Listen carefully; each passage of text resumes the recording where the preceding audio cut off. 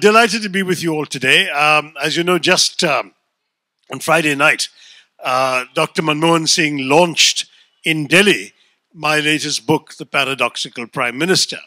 It is, of course, my most overtly political book. It's a book that I have published essentially with an overt, if you like, political agenda.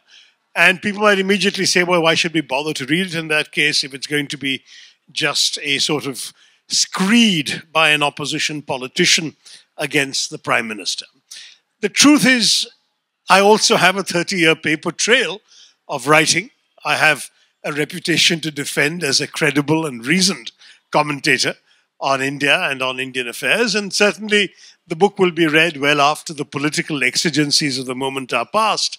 So I didn't want to just write a political screed. What I have done instead is to go in depth into the 4.5 years of Prime Minister Narendra Modi and his rule and the India that he has been creating or has clearly sought to create. Now, what I've tried to do in this is, at the very beginning, I acknowledge that I was criticized in the middle of 2014 for having appeared to give Prime Minister Modi the benefit of the doubt, in the sense that I welcomed some of his statements immediately after his election, particularly the first week or so. He made a series of speeches that were extremely conciliatory and inclusive in tone, spoke of Sabka Saath, Sabka Vikas, spoke of being a prime minister for all Indians.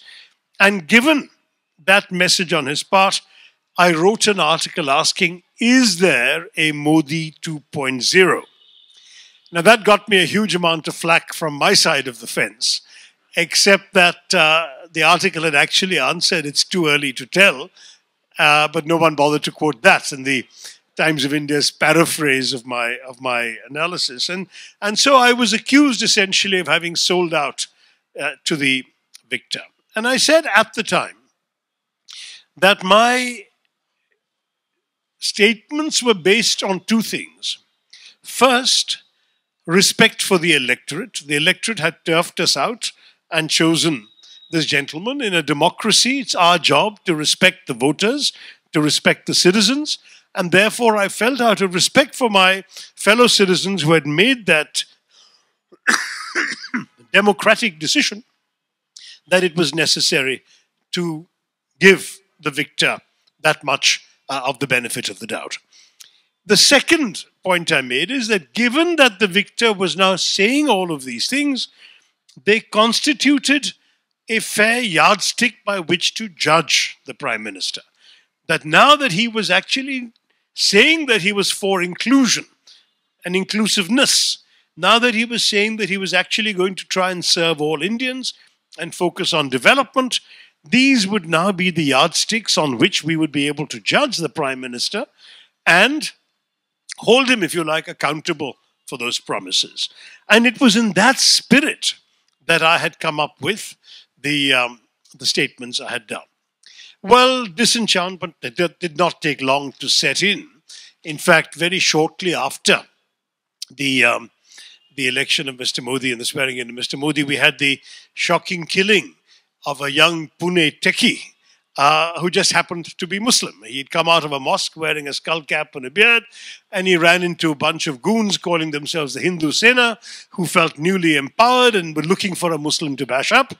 And with their hockey sticks and other weapons, they managed to kill this young boy for no fault of his own but his own faith.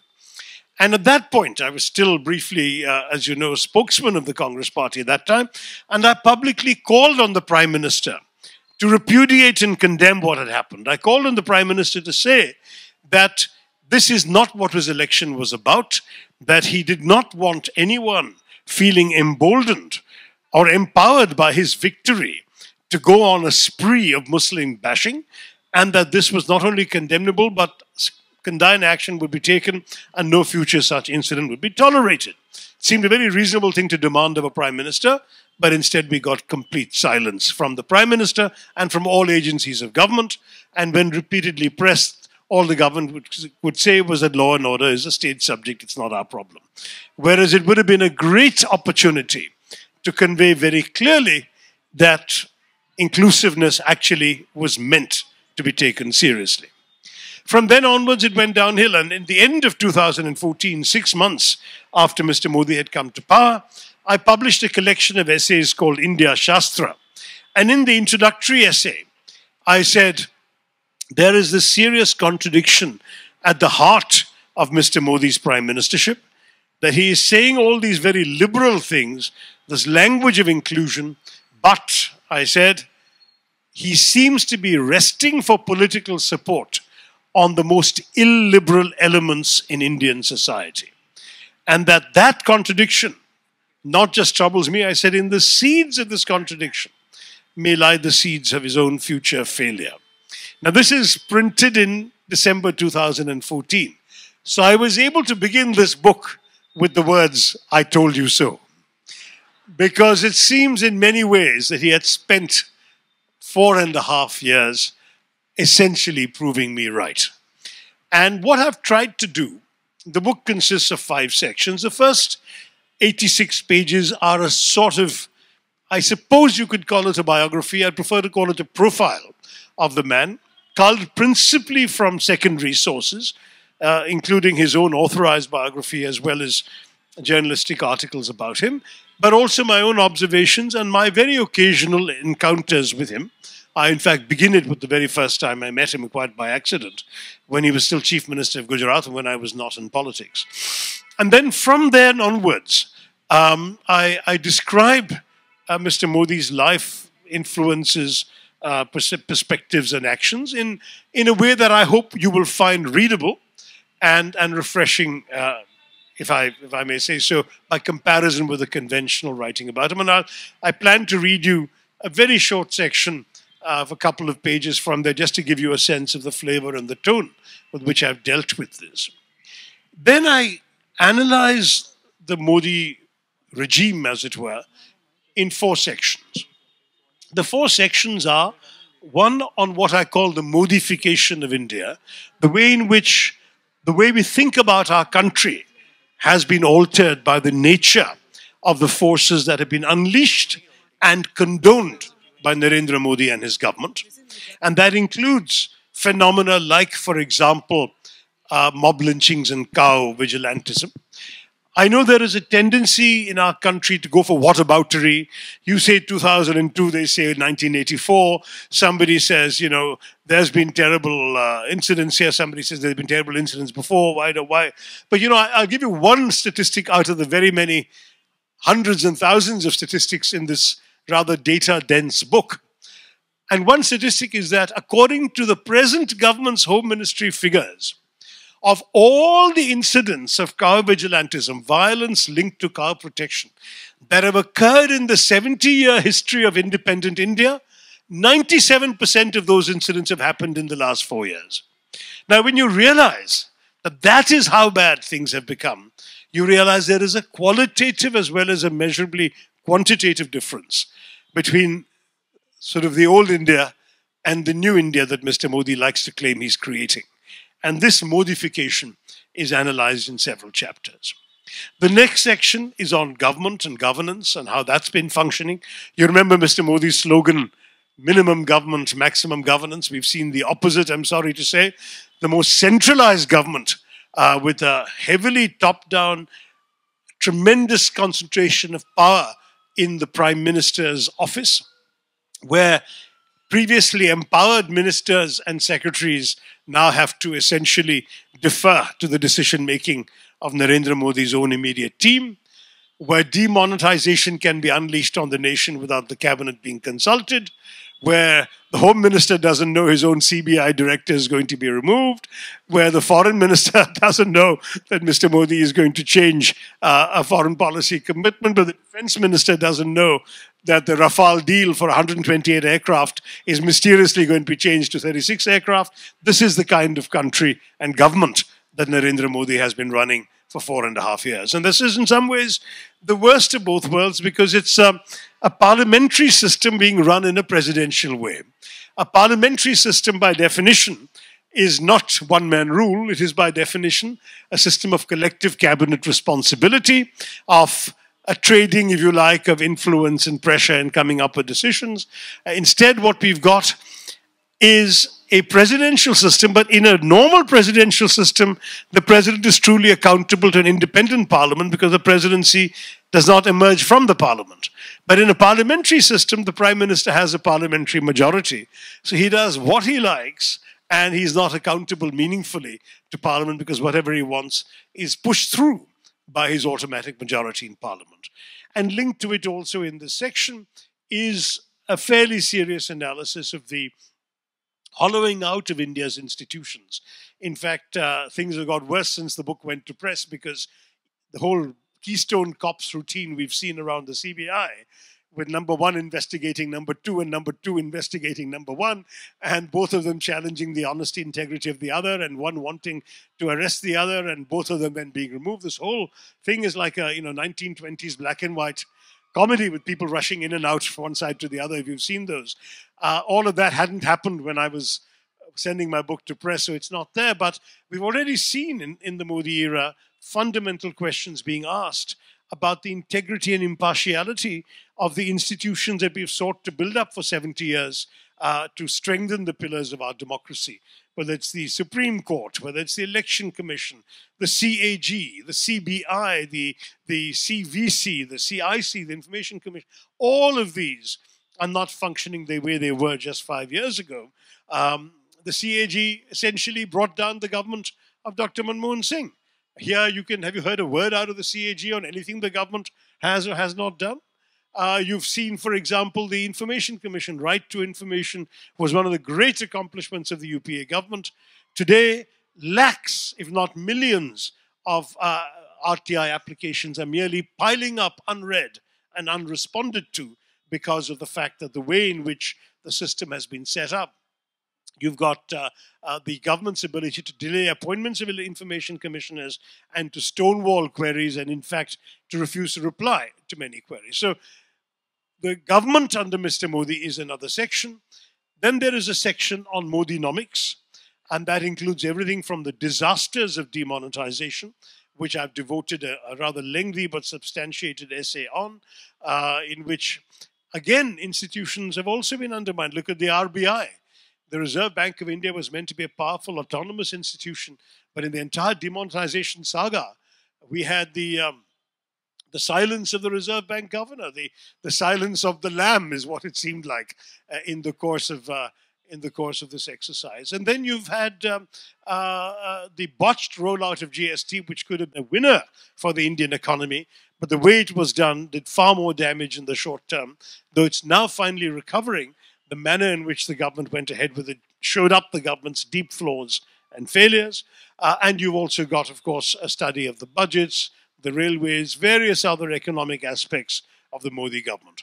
And the final section is on Modi's foreign policy, in which I would say to you that perhaps my personal area of disappointment is the greatest, because he has done two sets of rather impressive things. One is he's traveled around the world with tireless energy.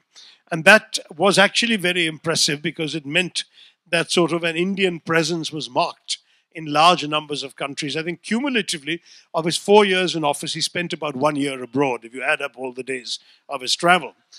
The problem is, of course, he's also spoken more often in foreign countries than he has in his own Lok Sabha, which he doesn't particularly value, but that's another matter. The second thing is he's had a couple of interesting wins on the soft power front. The declaration of the International Day of Yoga was a very clever, I think, masterstroke to project an aspect of Indian culture on the global stage. But there it ends, and everywhere else that you look around, you see disaster unfolding after disaster. You see relations amongst our neighbors are the worst they've ever been. You see a tiny country like Maldives cocking a snook at India, cancelling with impunity contracts to Indian companies, advertising vacancies for jobs in that island with the words, Indian citizens need not apply. That's the kind of humiliation that this tiny country was able to visit upon us because of the ineptitude and mismanagement from New Delhi. You've seen the shambles of our relations with Nepal, which, as a result of Mr. Modi's de facto blockade of that country, has turned terribly sour and has now opened up its northern half completely to the Chinese. You've seen setback after setback in Sri Lanka, and you've seen this very peculiar relationship with Pakistan that has seen more ups and downs than a child's yo-yo, where, you know, on the one hand, you have speeches during the campaign saying, this UPA wretched people serve chicken biryani to Pakistanis, and then you see Nawaz Sharif being invited for the inauguration, though I understand chicken biryani was not on the menu. Sorry, I'm battling a bit of a cough and cold, my apologies. Then you have sentimental exchanges of saris and shawls for each other's mothers, followed by artillery exchanges on the border. Then you have the Prime Minister ostentatiously reading a brochure as the Pakistani Prime Minister walks past him in the SAARC summit in Kathmandu. And then you discover that he actually met privately with the same Pakistani Prime Minister in a hotel room of an Indian businessman at the same city. You've got an example. You have talks in Delhi being cancelled at the last minute because the Pakistanis did what they've always done, which is to arrange a meeting with the Hurriyat in Delhi as well. And they suddenly cancel that. And then a few weeks later, it turns out that the National Security Advisor has met his counterpart in Bangkok, where, of course, there is no Hurriyat. I mean, you know, you've got, I mean, and I've in the book, I've given a few more examples of this ridiculous up and down, this complete inconsistency, right down to the fact of Mr. Modi's whimsically impulsive visit to Lahore in December 2015, which took place, and I know from very, very authoritative sources, without the slightest planning or forewarning. The entire delegation in Kabul was in their cars to head to the airport to come back to Delhi, when the Prime Minister had to make one courtesy telephone call to the Pakistani Prime Minister to wish him a happy birthday. And in making that call, it seems the Prime Minister said, why don't you come and join the celebration, because my granddaughter is also getting married on the same day. It'll be a big family occasion. And our Prime Minister, literally, impulsively, without having consulted a soul, says yes. With the result that he gives an instruction, we're now changing our route, we're flying from Kabul to Lahore instead. The decision was made in such haste and so impulsively that the Indian High Commissioner in Islamabad could not have the time to reach Lahore in time to receive his own Prime Minister. By the time he reached the Lahore airport, the Prime Minister had come and moved on to the celebration. Now that kind of, you can't make foreign policy on a whim and an impulse, but that's what we've seen. And we've seen once, and of course within 1 week of this love fest in Lahore, we had the attack on Pathankot, and Mr. Modi, with touching faith in Pakistani sincerity, then invites the ISI to come and inspect the base where the attack took place, and the Pakistanis come, take a good look, and then they go back and say, oh, the whole thing was a false flag operation. The Indians did it to themselves just to blame us. Now, this kind of nonsense has gone on for too long in the watch of this government, and my section on foreign policy, I think, reveals some of my own frustration. In fact, after the book went to press, I actually wrote a short article for international syndication, asked, does Modi have a Pakistan policy? Because I'm not sure he does. And these are real concerns when you've elected somebody who conveys the impression of having a coherent view of what he will do in government, but very clearly has come across as somebody who was grossly unprepared for the office in which he now resides. Now, this is broadly what the book is about. As I said, I cannot pretend to be neutral, but I can pretend to be fair. The profile section that I mentioned that the book begins with tries to lay out Mr. Modi whole, including some rather interesting qualities. I defend, for example, Mr. Modi's personal grooming. I know there's a lot of tendency to attack him for his being, ostensibly an ascetic, but the brands he sports on his person are Bulgari and Movado and Ray-Ban and Mont Blanc. But I say, so what? Even when he didn't have all of those assets. As a young man, he was noted apparently for being clean and well-groomed and tidy. And I see no harm in, I don't think you can call that a personal failing. Equally, I reveal, I believe, for the first time, something he happened to tell me in conversation and has certainly not sought publicity for, which is that he says he gives away his entire monthly salary to charity and has been doing so since he was Chief Minister of Gujarat. And I must say that that is admirable, and one should say this. So I'm quite willing to say it quite openly that there are these qualities, but equally, and his workaholism similarly, I think there's no denying that. Even his enemies and critics will admit this is a man who works very hard. But then the question comes up, to what end and to whose benefit? And those are legitimate questions which the book obviously asks in some detail. I do also go in the section into an analysis of what I don't think I'm original in using this word, I'm not claiming any creation of it, but what I have dubbed in the book Moditva, which is seeing the Modi phenomenon as Hindutva plus Modi. Because he is often from the Hindutva movement, but he is not imprisoned by it.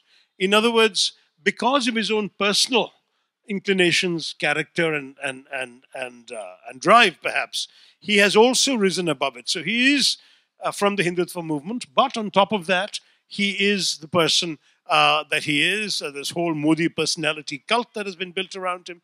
And so Moditva rather than Hindutva is what I analyze. And that goes with a number of trappings, including this rather over-advertised masculinity, the 56-inch ki chhati. Apparently, BJP spokesman foolishly went on telling everybody the number had to be taken literally. And then when a university wanted to stitch a bandgala for a convocation he was addressing, it turned out the actual measurement was 6 inches less, which may well be a metaphor for the entire set of claims that accompany, unfortunately, the Prime Minister. So there's a lot in the book that you will not necessarily have found elsewhere. I'm going to, just to illustrate, because obviously this is a literary festival and not, one second.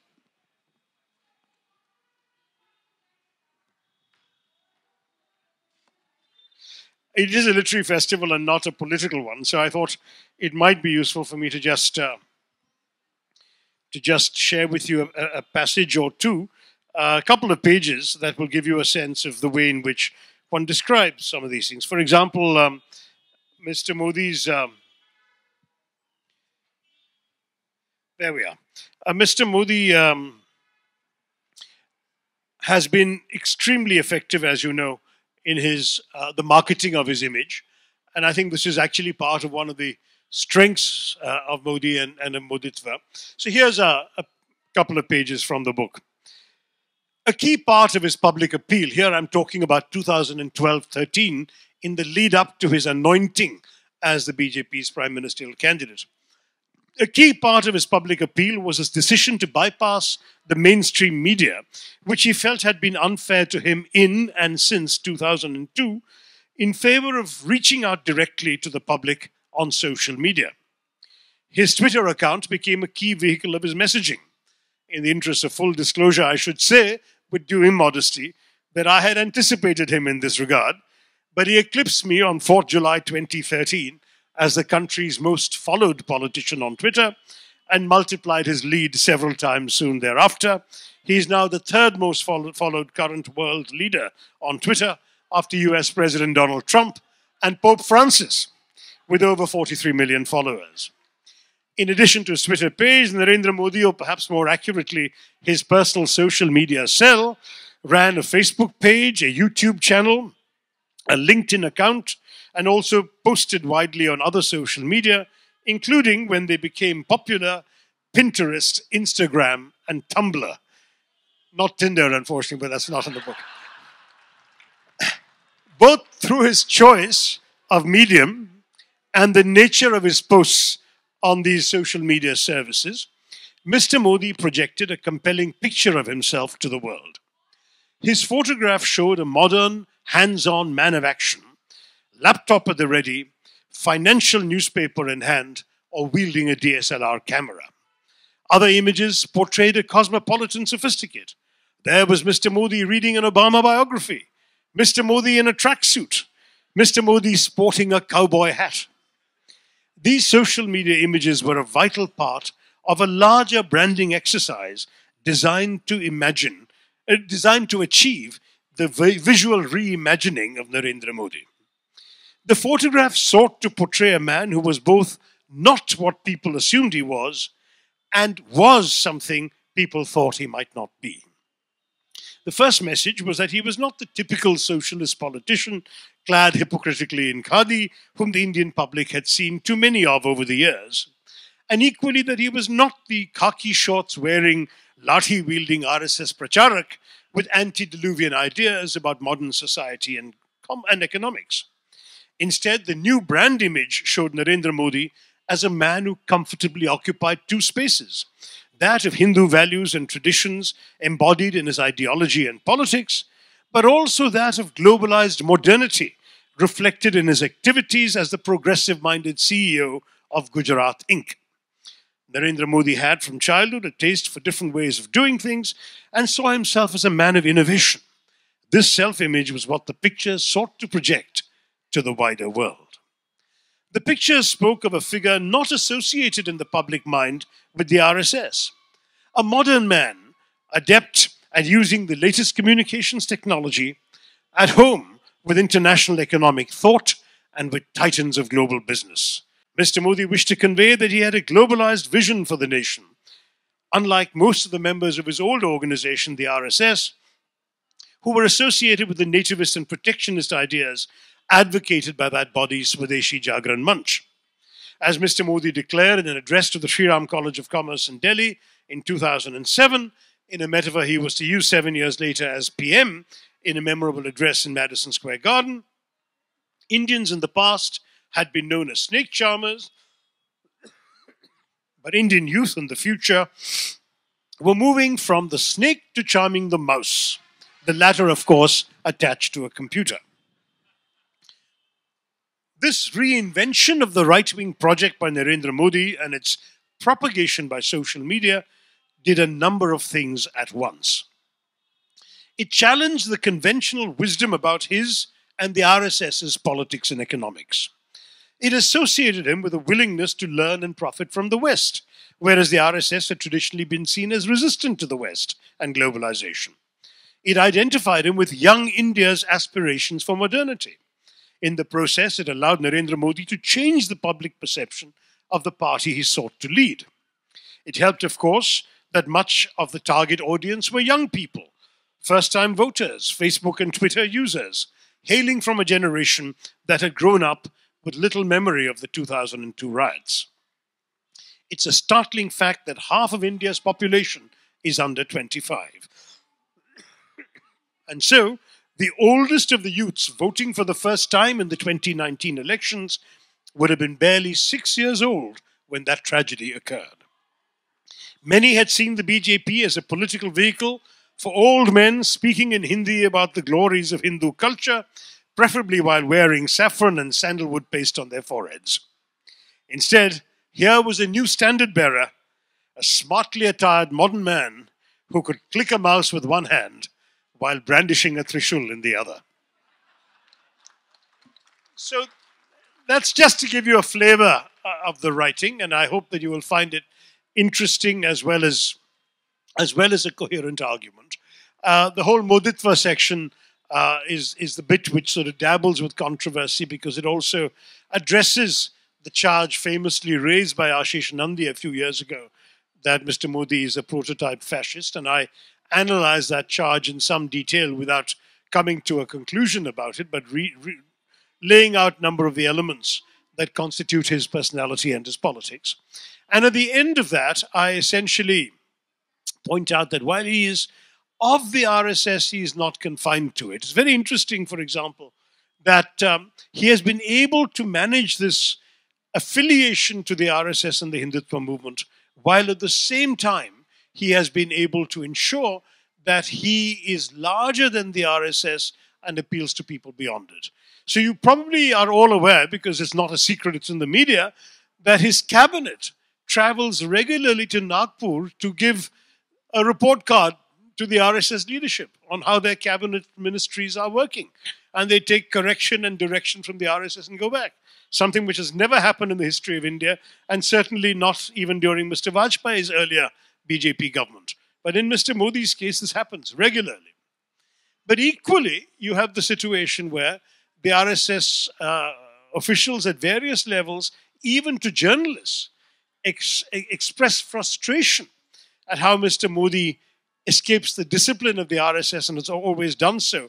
One revelation which I have in the book is that apparently as a young RSS Pracharak, he was pulled up by the then Sarsang Shalak Golwalkar for sporting a neatly trimmed beard when all the other Pracharaks had by decree been told to be clean shaven. So he was always a bit of an individualist. And this personality cult has not sat very well with many in the RSS establishment. There's an extraordinarily striking metaphor expressed by an unnamed RSS source to the journalist Vinod Jose of The Caravan, which I quote here, in which they express their frustration with their inability to curb Mr. Modi. And the man says, Mr. Modi, he says, is like a scorpion sitting on a shivling. You cannot remove him with your hand, and you cannot hit it with a chappal either. And if you think about it, that's a very, very profound understanding of the relationship.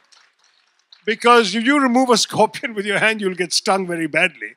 But if you hit a shivling with a chappal, then you've undermined all the sacred tenets of the faith that you hold and that the scorpion is sitting on. So ultimately, you live with it with seething frustration. That may well be a very interesting clue to the rather complex dynamics that exist between the Hindutva movement and the Moditva expression of it. But 2019 is a very important election for all of us. And I say this as an Indian first and as a congressman and potential candidate in the election second. I say it as an Indian first because in many ways some of the most precious things about our country have been grossly undermined, as I demonstrate, as I said, with great length and with hundreds of footnotes in the book. Not only have they been undermined, but that given another 5 years, they may be changed beyond recognition. And the country in which we, of a certain vintage, have grown up taking certain freedoms for granted, taking certain equalities for granted, grown up believing that this was a land where it didn't matter what your caste, your creed, your color, your language, your religion, any of these things were, because all that mattered was that you were Indian, and within the secure carapace of that identity, all your other identities were validated. That you could essentially live together, work together, and dream the same dreams together. I, many years ago in America, told an American audience, India, we're not a melting pot, we're a thali. Because we don't all perhaps flow into each other. We're like a collection of different dishes on one platter. Because each dish is in a different bowl, it doesn't necessarily flow into or mix with the next. But they all belong together on the same platter, and they combine on your palate to give you a satisfying repast.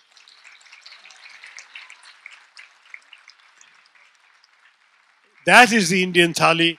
But sadly, we seem to have a regime which wants to kick a number of those dishes off that thali, that wants to reduce everything to one uniform, bland, seamless, Hindutva-made khichdi.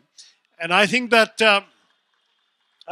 in the process, we would lose something very precious about what we are as a country and what we've sought to become in the course of the last 70 years, which is why I believe Narendra Modi and his India need to be stopped.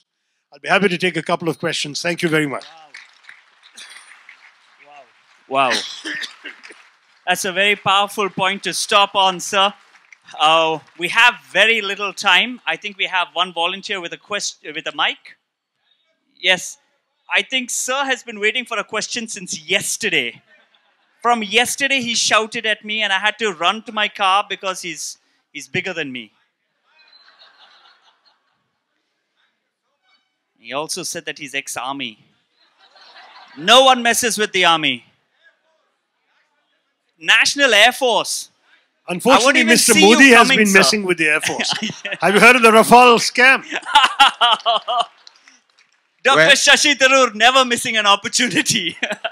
Well, I get it from my former NDA coursemate, the facts, the former Chief Air Chief Marshal Brown. So we have our own views on the whole thing. So we have very little time, sir. A quick question, please. Dr. Tharoor, I first want to tell you, apart from your D. Montfort, Bishop Cotton's Philip is a great friend of mine, as is your friend. I'm beginning to regret giving you the mic, sir. Your question. No.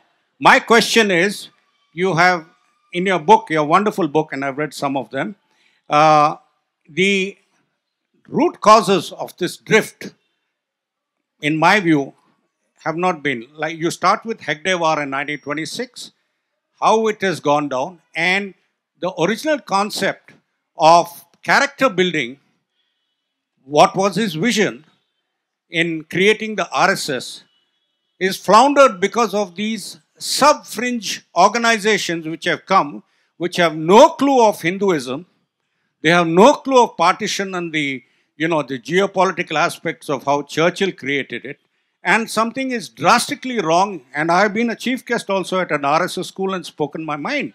Is there a question, sir? My question is, I would like him to highlight these aspects of the drift from the fringe do you elements. want to respond to that? Thank you, sir. Right, sir. Well, I've done so in some greater detail in my previous book, Why I'm a Hindu, where I have an entire section on the Hindutva movement, the ideology of Hindutva going back to Savarkar, Hegdewar, and Golwalkar. In this book, because it's focused very much on contemporary India, the background history is not so much there. But I would urge you to read both books together. You'll find some overlaps. All right. I'm really sorry. We have a fantastic session. We've got so much happening at the Naleba stage and the Ajasmadi stage. We've got the children's venue. And for those of you who would like to have questions or get books signed, all the books are available. And Dr. Shashi Tharoor has kindly said that he will make himself available for a signing. I think we still have a few minutes more, right? Because since we did start a bit late, why don't we? We can never say no to a standing MP. I tell you what, come in front, sir, and use my mic.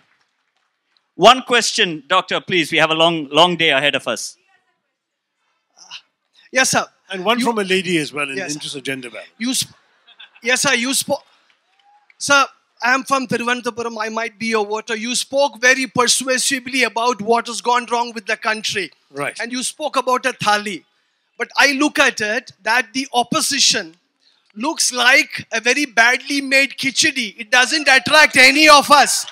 Despite all the mistakes which have been done, what persuades us to vote for the Mayavatis and the Akhileshas and the Rahul Gandhis? Why should we vote for you, sir?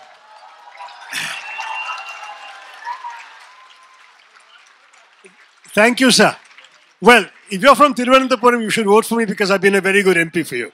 But that's another matter. That's another matter. I want to give you your grandmother's advice. When you are sick, take khichdi.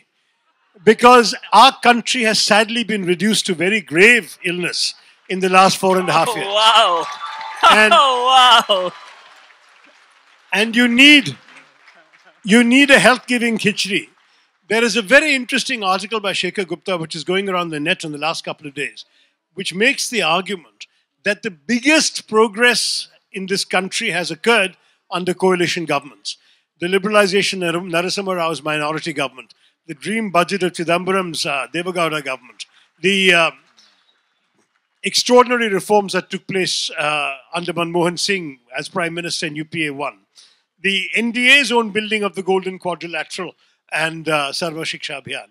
So every coalition government has done better than the single-party majorities enjoyed by, for example, Narendra Modi in the last 4.5 years. So judged by results, you keep saying, this country, there is a tendency to say there is no alternative.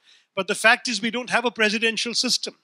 Even those who go wanting Mr. Modi to be Prime Minister and vote for a BJP MP they don't like may end up with that BJP MP but may not get Mr. Modi because the seats BJP gets may be so low that they may have to find another leader to form a coalition. So because we don't have a presidential system, no one is directly voting for a Prime Minister. The only ones who can vote for Mr. Modi are the ones in his constituency. You have to understand that it's a choice between what we've seen for 4.5 years, one-man rule, the hero on the white stallion with the upraised sword who says, I know all the answers, I will solve all of your problems, and has not solved a single one, has created problems we never had, like demonetization. All right. Versus what you call a khichdi of a collection of leaders who come and say, we don't have all the answers, but we know you have questions. We will work with you, and with a collection of experienced, able, qualified, a deep bench of leaders who will solve your problems with you. All right. That's the alternative. One last question by request, ma'am, representing women and long-distance travelers.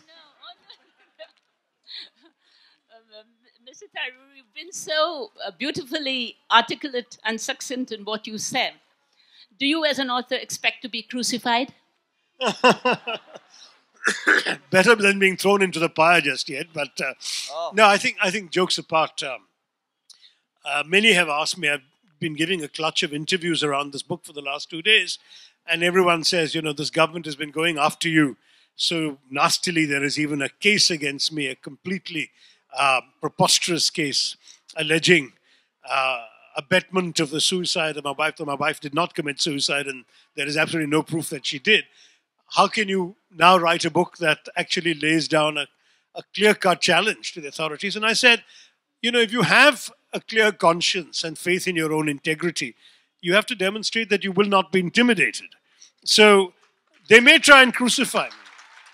I have very little reason to doubt that that various unfair things have been flung at me, and more will be flung at me, particularly in the next 6 months leading up to the elections. But I think, some things are worth doing. The Bhagavad Gita teaches us that, doesn't it? That, you do your duty, you do the right thing irrespective of the reward or the consequences, even if the consequences include crucifixion.